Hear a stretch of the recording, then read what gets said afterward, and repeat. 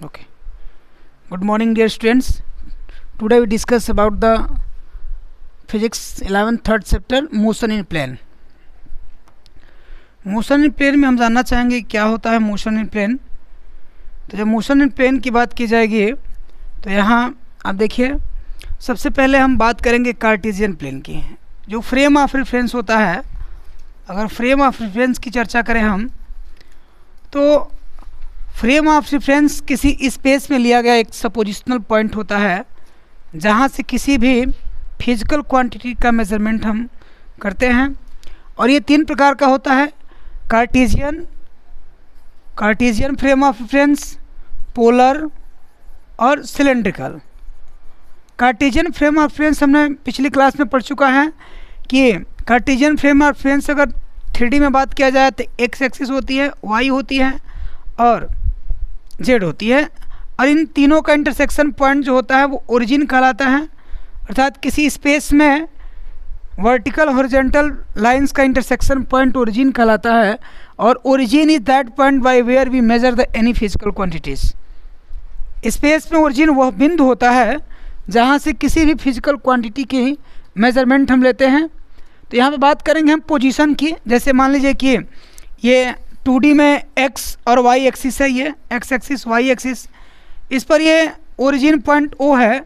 इसके रिस्पेक्ट कोई point P यहाँ पर स्थित है। तो पॉइंट P का जो पोजीशन है वेक्टर R द्वारा डिनोट किया गया है। ये वेक्टर R है। तो यहाँ पे x के साथ P का पोजीशन और y के साथ P के पोजीशन की बात करें, और मान लें कि यहाँ पे एंगल थीटा बना रहा है, तो आप देख सकते हैं कि एक ट्रायंगल बन रहा होगा जो हो जाएगा OP। इसका कुछ नाम दे दीजिए।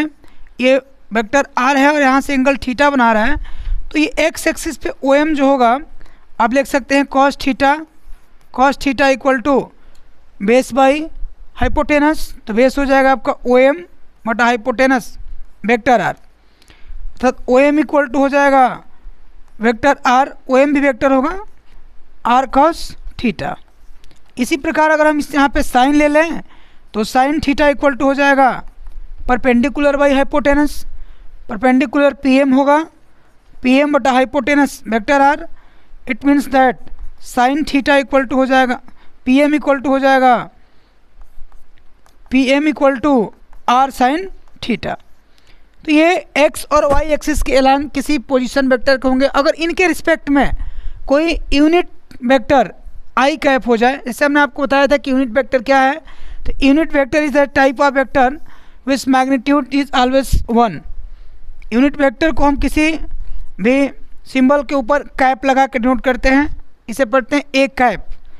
ए कैप का जब हम मार्क करेंगे तो ये आ जाएगा 1, यानी कि magnitude of unit vector is always 1। किसी भी यूनिट वेक्टर का मैग्नीट्यूड 1 होता है। तो यहाँ पे मैग्नीट्यूड 1 हो जाएगा।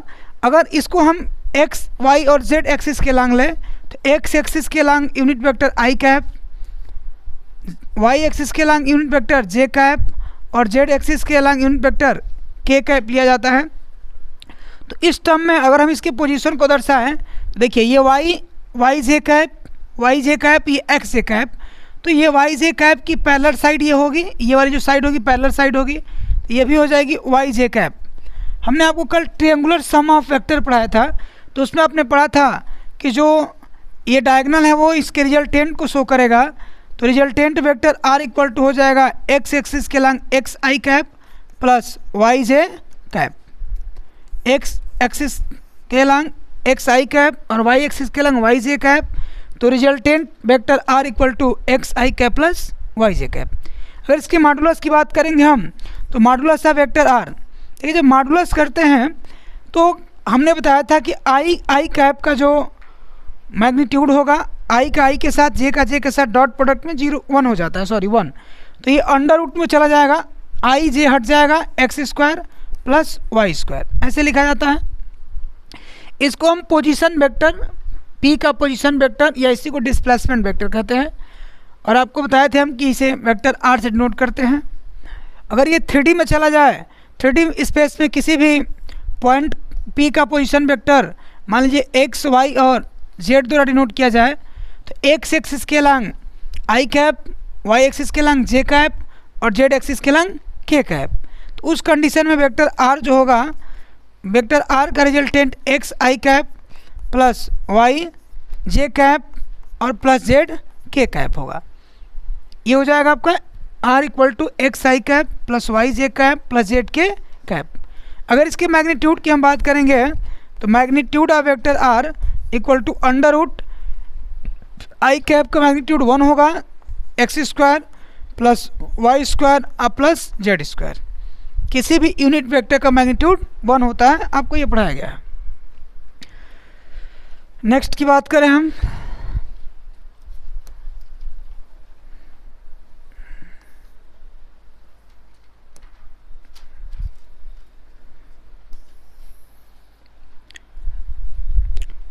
देखिए वेलोसिटी वेक्टर की बात करें तो जब बात आप वेलोसिटी वेक्टर की करेंगे तो यहाँ पे एक सिंपल सी बात है कि आपने एक्स एक्सिस और वाई एक्सिस के अलांग वेक्टर देखा था कि vector R equal to X I cap plus Y J cap. अगर इन दोनों को आप टी के रिस्पेक्ट डिफ्रेंशिएट करते हैं तो ये हो जाएगा आपका vector D R by D T equal to D X by D T I cap और plus D Y by D T J cap. तो ये D R upon D T जो होगा रिजल्टेंट वेलोसिटी होगी, resultant velocity displacement by time velocity होता है। तो इसको अगर हम वेक्टर वी ले लें तो vector V equal to D X by D T X axis के लॉन्ग वेलोसिटी होगी, तो हो जाएगा वी एक्स आई कैप और plus D Y upon D T Y axis के लॉन्ग होगी तो वी वाई जे कैप। अगर इसमें अगर जेड एक्सिस भी होता तो हम वी जेड के कैप भी लेते एज इट। अगर हम मान लें कि vector R equal to X I cap plus Y J cap plus Z K cap, अगर डिफ्रेंशिएट करें इसको हम तो D R by D T equal to D X Y D T I cap plus D Y upon D T J cap और plus D Z upon D T K cap. यहाँ देखिए आप, तो D R upon D T resultant velocity होगी, vector भी मान लेंगे आप इसको, D X Y D T X axis के लॉन्ग पार्टिकल की वेलोसिटी, उसको वी एक्स मान लीजिए, V X I cap plus D Y upon D T Y axis के लॉन्ग वेलोसिटी, वी वाई मान लीजिए जे कैप और plus D Z upon D T Z axis के long velocity V Z मान लीजिए के कैप।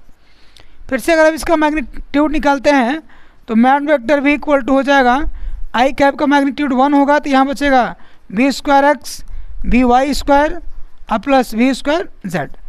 एक्स वाई और Z जो है सफिक्स हैं जो ये डिनोट करते हैं कि ये जो वेलोसिटी है वो एक्स एक्सिस के लॉन्ग ली गई है, ये वाई एक्सिस के लॉन्ग ली गई है और ये जेड एक्सिस के लॉन्ग ली गई है। तो इस तरह से हम फाइंड कर लेते हैं किसी पार्टिकल की वेलोसिटी।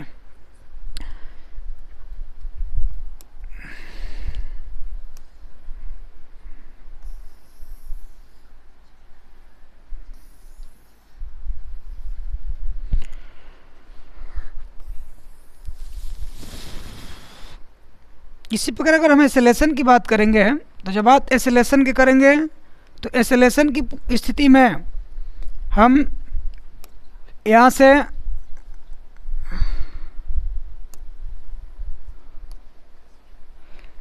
एक्सेलेरेशन की पोजीशन लेंगे तो वेलोसिटी को डिफरेंशिएट कर देंगे। जैसे अभी आपने लिया कि वेलोसिटी आया था आपका v equal to V X I cap plus V Y J cap V Y J cap plus V Z K cap.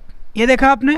अगर फिर से इसको हम डिफरेंशिएट कर दें टी के रिस्पेक्ट, एक बार फिर से डिफरेंशिएट कर दें तो ये फिर से बनेगा आपका D V by D T, ये हो जाएगा D by D T V X I cap plus D Y upon D V Y upon D T J cap और plus D V Z upon D T K cap.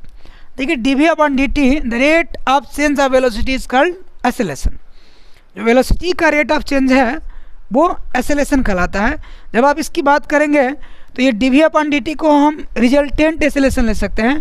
तो net acceleration अगर हम vector A मान लें तो vector A equal to X axis के long जो particle की वेलोसिटी होगी वो एक्स हो जाएगा एक्सेलेरेशन। तो ये हो जाएगा आपका ए x I cap plus Y axis के लॉन्ग एक्सेलेरेशन ए वाई जे कैप और प्लस जेड एक्सिस कहलाएंगे एक्सेलरेशन ए जेड के कैप। तो ये हो जाता है आपका किसी भी 3D स्पेस में किसी पार्टिकल के का एक्सेलरेशन इन वेक्टर फॉर्म। अगर इसका आप मैग्नीट्यूड निकालना चाहें तो mod vector A equal to हो जाएगा फिर से आई कैप का मैग्नीट्यूड 1 होगा X square plus A Y square plus A Z square, ये आपका मैग्नीट्यूड हो जाता है। तो एक्सेलरेशन आप ध्यान रखेंगे कि किसी भी वेक्टर का acceleration vector A equal to vector D V upon D T, यानी उसकी वेलोसिटी का टी के रिस्पेक्ट में एक बार फिर से डिफरेंशिएशन। अगर ऐसा आप करते हैं, अब दूसरे फॉर्म में जाइए तो वेक्टर ए इक्वल टू देखिए डी बाई डी टी और डी वी का मान अभी आप लोगों ने निकाला था D x upon D T, D R upon D T आया था, इसके स्थान पर आप रख देंगे D R upon D T, तो डबल डिफ्रेंशिएशन हो जाएगा। वेक्टर ए इक्वल टू इसको हम लिख सकते हैं D two D R upon D T square, यानी कि अगर कहीं इसके स्थान पर ये लिख दे कि D two R upon D T square तो ये भी सेम है, इसको आप गलत नहीं मारेंगे, यानी A equal to D V upon D T या D two R upon D T square.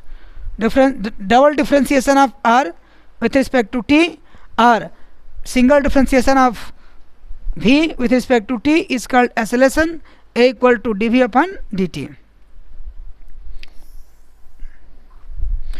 Next की बात करें हम तो अगर एक्सेलरेशन को हम फॉर्म में लिखे तो ऐसे लिख सकते हैं, इसी को 2D में लिखना होगा तो इसमें से एक वेक्टर ए जेड कैप हट जाएगा, 2D में बच जाएगा आपका vector A equal to X I cap plus A Y J cap और ये Z A Z K cap 0 हो जाएगा, तो ये 2D में हो जाएगा, ये टोटल 3D में है।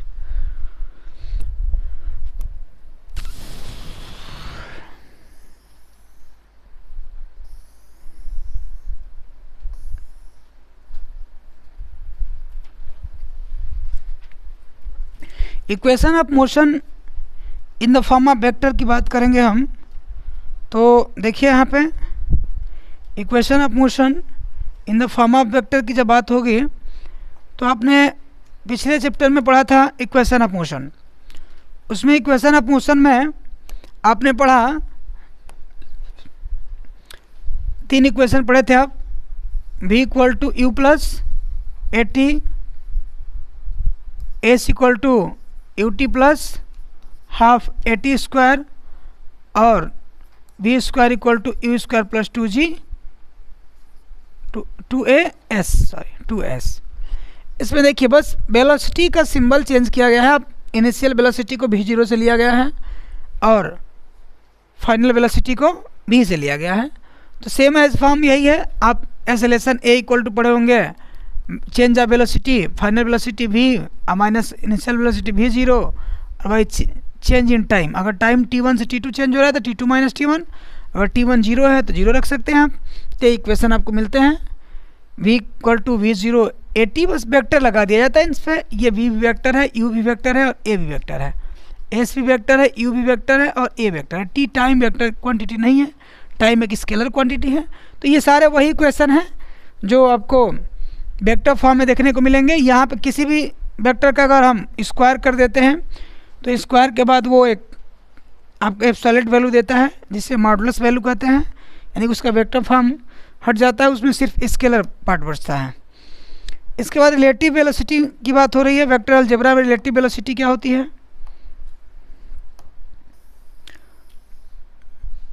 देखिए रिलेटिव वेलोसिटी की बात करेंगे तो थोड़ा सा आप समझिए।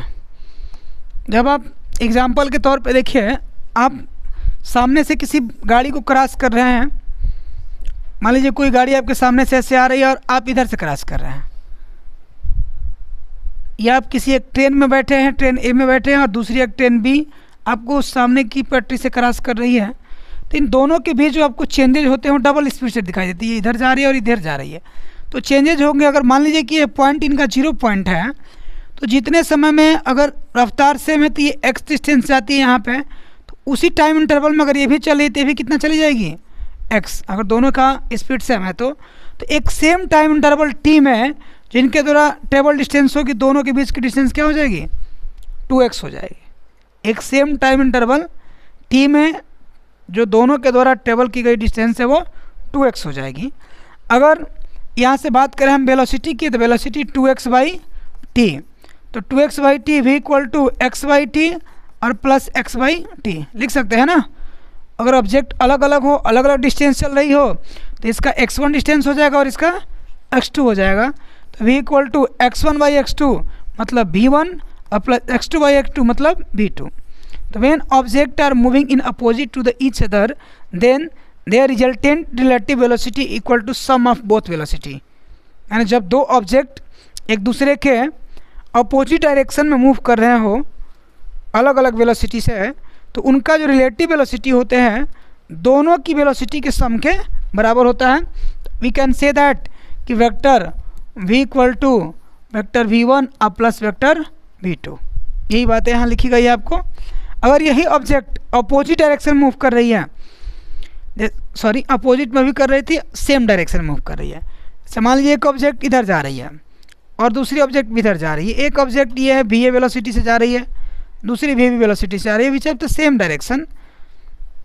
वेक्टर का डायरेक्शन सेम होता है तो वेक्टर पैरेलल होते हैं। आपने देखा होगा, आप बाइक चला रहे हैं, सामने से मान लीजिए एक बाइक आप चला रहे हैं, एक दूसरा कोई चला रहा है और दोनों बात करते हुए साथ साथ जा रहे हैं, जबकि दोनों मोशन में है, दोनों बाइक मोशन में है।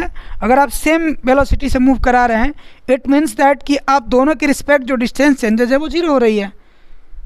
बोलिए, तो आप एक दूसरे के रिस्पेक्ट क्या हो जाएंगे, रेस्ट पोजीशन में। जैसे एक ट्रेन पे आप एक पटरी पे एक ट्रेन जा रही है, दूसरी ट्रेन भी जा रही है, दोनों सेम डायरेक्शन में जा रही है, सेम वेलोसिटी से जा रही है, तो इसमें जो बैठा वाला व्यक्ति है इसमें वाले को देख रहा है, इसमें वाला इसको देख रहा है। इट मीन्स दैट कि after some time interval both are seeing to each other, दोनों एक दूसरे को देखते रहेंगे, उनके बीच के डिस्टेंस में कोई चेंजेस नहीं होंगे।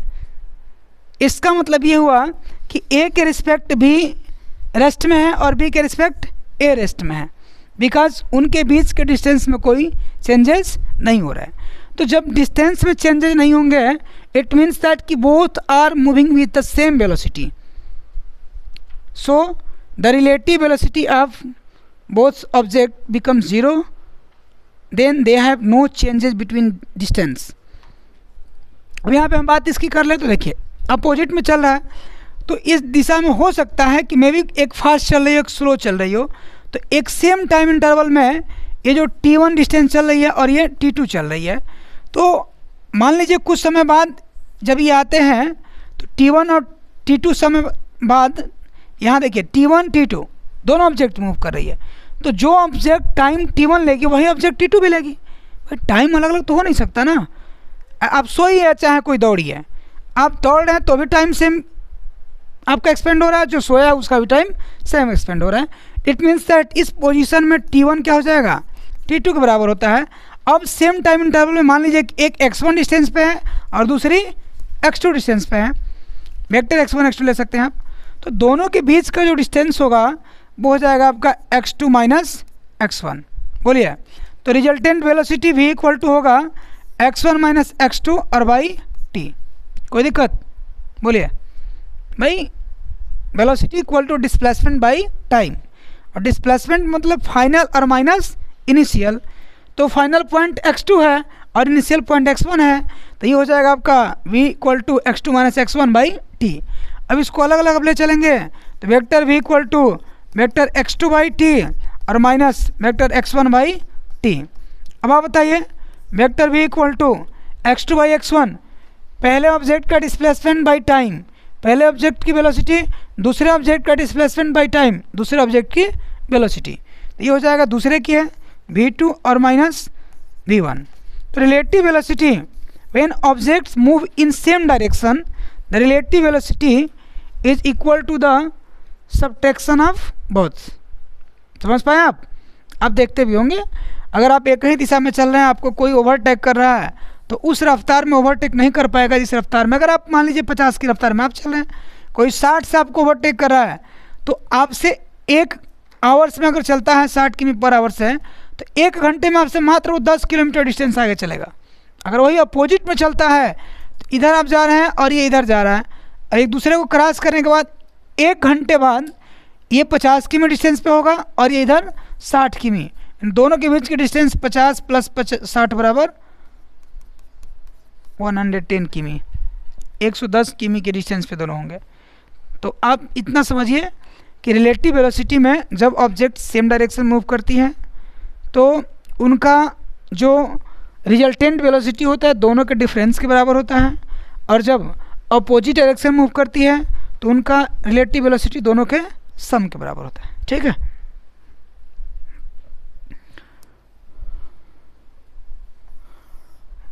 चल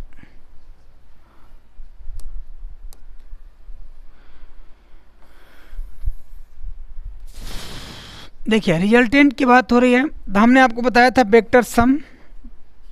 वेक्टर सम थोड़ा सा हम स्लाइड लेकर अलग से आपको पढ़ाते हैं क्योंकि स्लाइड में उसका चर्चा नहीं है। ठीक है, तो वेक्टर सम की बात करेंगे हम।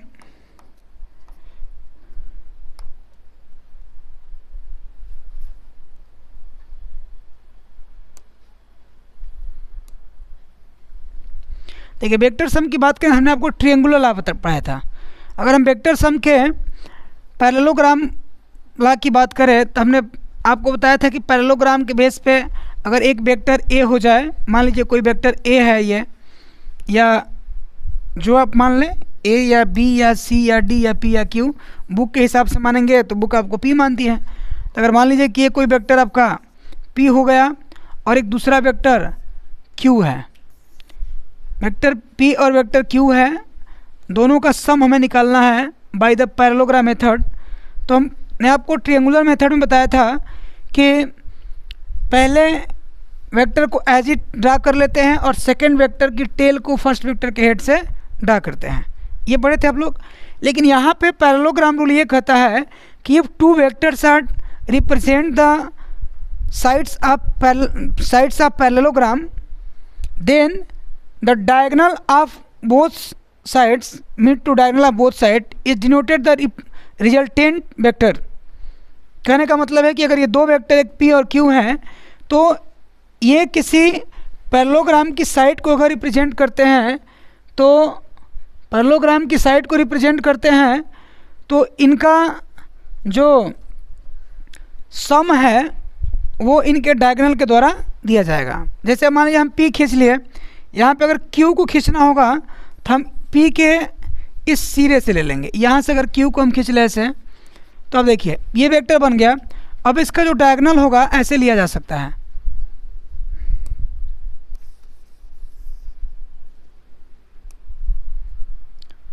इसको यहाँ से मिला दीजिए, ये डायगोनल हो जाएगा इसका, ये P हो गया, ये वेक्टर Q हो गया। अब ये डायगोनल हो गया।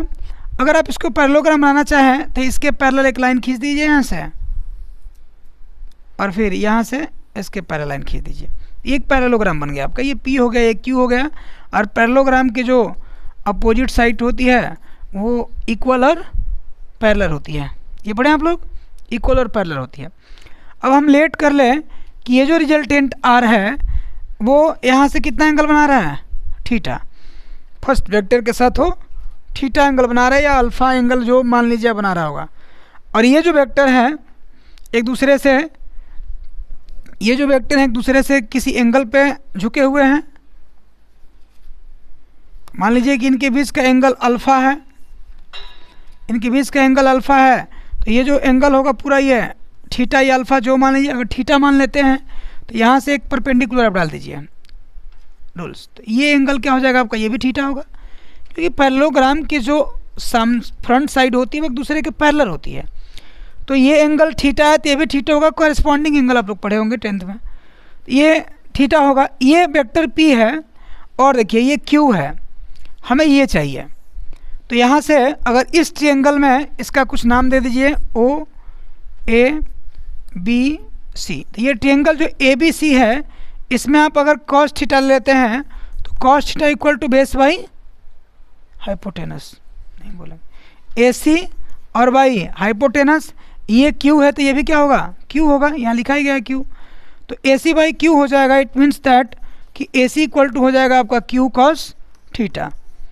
इसी प्रकार अगर आप साइन ले लेते हैं तो साइन थीटा इक्वल टू हो जाएगा परपेंडिकुलर बाई बेस BC बटा Q, BC बटा Q लेंगे ना, तो ये BC इक्वल टू हो जाएगा vector BC equal to Q sine theta.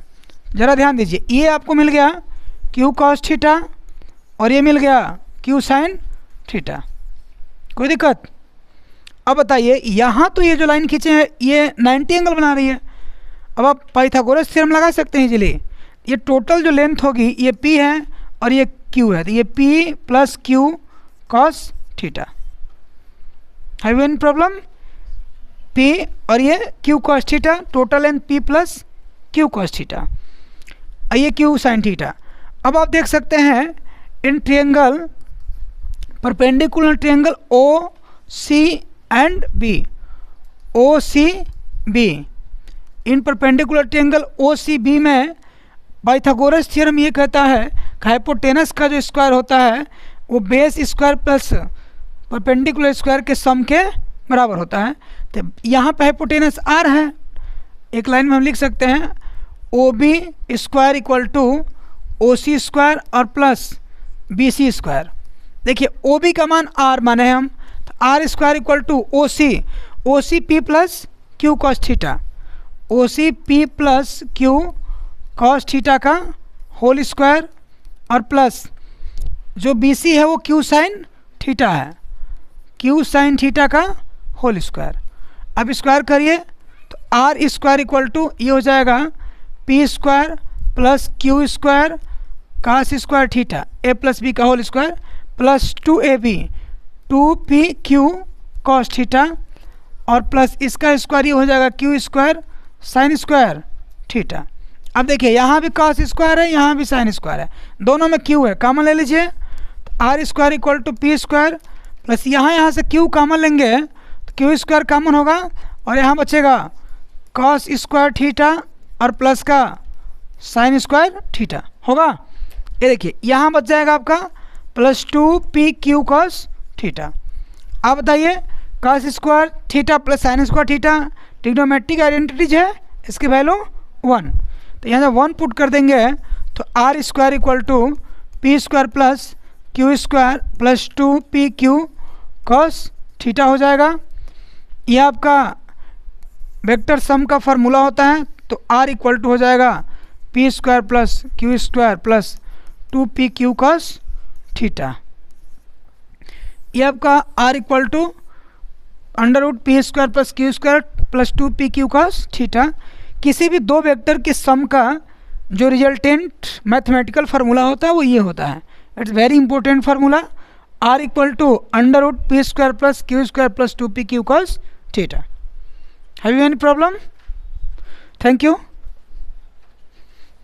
Video